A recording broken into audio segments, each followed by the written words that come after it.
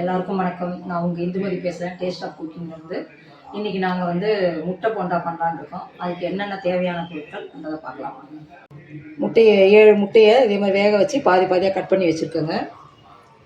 அதே மாதிரி இது அரிசி மாவு, இது வெங்காயம், கடலை மாவு ஒரு பெரிய கப்பு, அதுக்கு மிளகாய்த்தூள், ஜீரகத்தூள், உப்பு, பெருங்காயம், இது வந்து சோடா மாவு கொஞ்சமாக, இது வந்து மஞ்சத்தூள் போட்டு வச்சுருக்கேன். அதே மாதிரி கருவேப்பிலை, கொத்தமல்லி ரெண்டுமே பொடியாக கட் பண்ணி வச்சுருக்கேன். இது எல்லாத்தையும் ஒன்றா போட்டு பிசைஞ்சிட்டு எப்படி செய்கிறோன்றதை பார்க்கலாம்.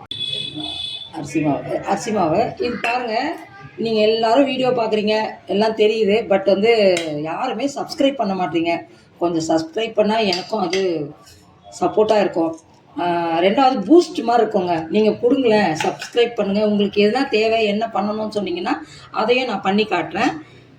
ஓகேங்களா? இதெல்லாம் போட்டு எல்லாத்தையும் ஒன்றா கலந்துடணுங்க. கலந்துட்டு நான் முட்டையை ஸ்டஃப் பண்ணி உங்களுக்கு காமிக்கிறேன். ரவுண்டாக தட்டி எடுத்துக்கணும். தட்டிட்டு இந்த முட்டையை அப்படியே அதில் வச்சு அப்படியே இப்படி அப்படி மார்க்கெட் அப்படியே எப்படி விட்ட வேண்டியது இருட்டிட்டு காமிக்கிறேன். பொறுமையாக போடும்.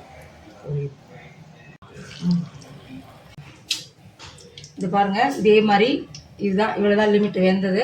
இதே மாதிரி நீங்களும் செஞ்சு பார்த்துட்டு எனக்கு கமெண்ட்டில் மறக்காமல் அனுப்பிச்சி விடுங்க.